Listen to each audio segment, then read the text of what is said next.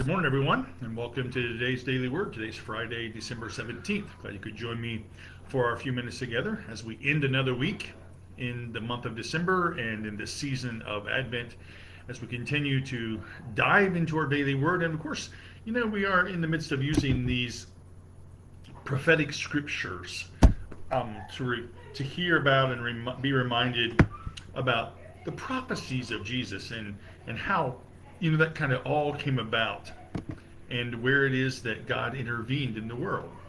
And so I just want to remind you to join us on Sunday morning for worship. It's the fourth Sunday of Advent. We're going to light the candle of love and share about what all of that means. And we're going to hear the story of Mary and Elizabeth, and we're going to hear the Magnificat. And it's just powerful scripture as a reminder of God's presence in the midst of this story, and it's just remarkable stuff. So join us Sunday morning at 10:15, either in person or here on Facebook Live. Sunday night, we have a very special service.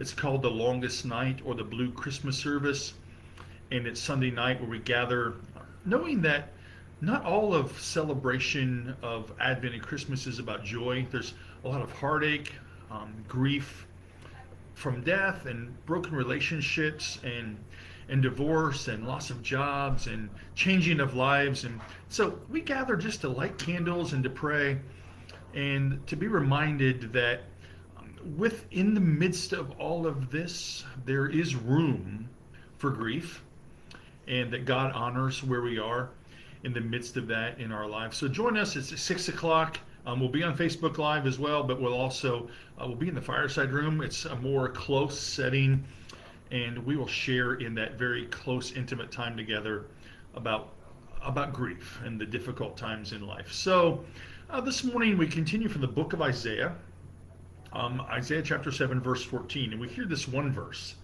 Therefore the Lord himself will give you a sign. The virgin will conceive and give birth to a son, and will call him Emmanuel.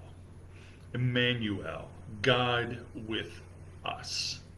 This Advent prophecy feeds, again, like I said yesterday, feeds the roots of the family story of Christ.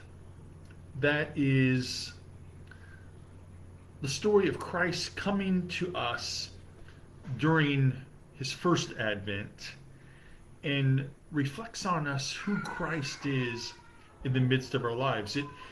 This text, this prophecy, carries, if you will, the freight of the entire Christmas story, if you will, in this one single verse, in this one single sentence. It carries the entire weight and all the freight and all the baggage and all the conversation about Christmas in one single verse. Therefore, the Lord himself will give you a sign. The virgin will conceive and give birth to a son, and will call him Emmanuel. The Lord himself, God himself, is going to give a sign, according to the prophecy. And the sign has these three pieces of this prophecy. It's about clarity. It provides for us a vision of what it's about. A virgin will give birth. The child will be a son, and the child will be given the name Emmanuel. It's this unexpected thing that we've talked about, especially on Wednesday nights, but we talked about even in our daily word. It's this unexpected thing, this thing that happens to Mary and Joseph, this unexpected process. A virgin will have a child. There's nothing normal about that in any kind of way. It isn't how things happen. It isn't how we understand how life happens.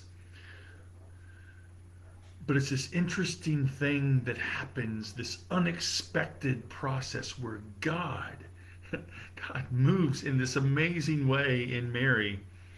God himself says a virgin will give birth. And we don't understand that, but we don't have to. And Mary didn't either.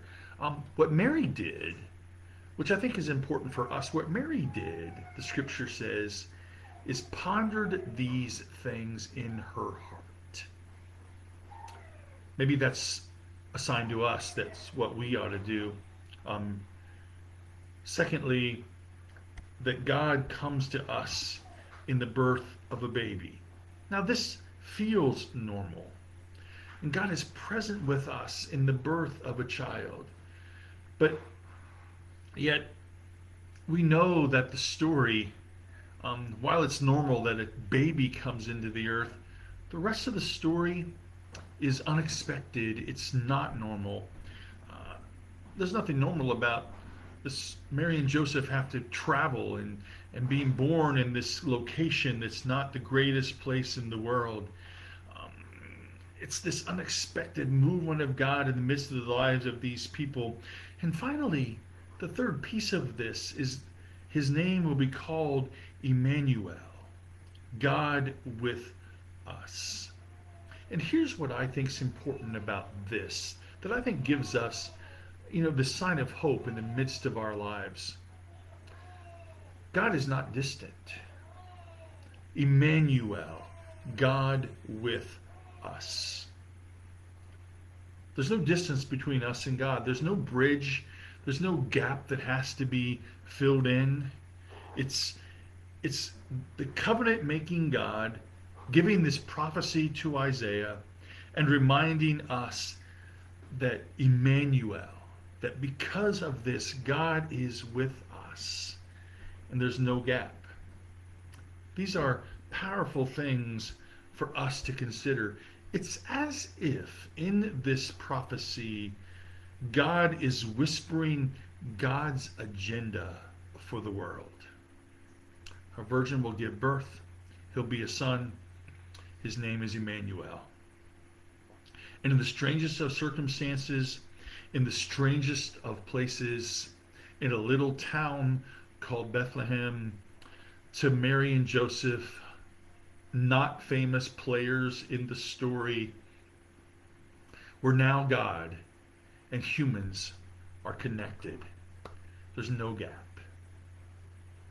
It's God unfolding God's story in our lives, shaping us. It's inconceivable where we try to conceive it.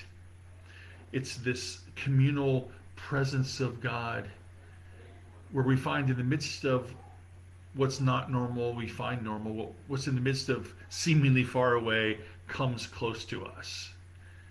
These are powerful words in this season, this deep in Advent, where in all of this story, we're reminded that God is present with us. Emmanuel. And of all the things that call to us, all the things that want to distract us in this season, there is this call of God to come to us, to come to me, to come to you. A sign. God's agenda just written on our hearts. And I don't know about you, but that's good news for me, that God would lead us. God would come to us. That God's agenda with us is to be very present in our lives. I pray this is good news for us, that we are present in the midst of God's story that's unfolding right in front of us. I've just finished working on final touches of my Christmas Eve bulletin. I'm thinking about what it means and thinking about angels bending near the earth, as the hymn says to us. And being reminded that in the midst of my life, God comes to us, Emmanuel. And that God's agenda is suddenly so close to me that I can touch it and taste it and hear it and see it and feel it. And I have to tell you, friends, that's good news. That's good news for you, and that's good news for me. So, I hope it's good news that surrounds all of us in this season of Advent.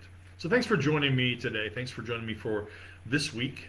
Join us Sunday morning, 10:15, Sunday night at 6 o'clock for two special worship services. And then we will gather again Monday morning at 10 o'clock. Have a great weekend. Have a great day. Know of God's love that surrounds you and know of my love for all of you. And I will see you on Sunday morning.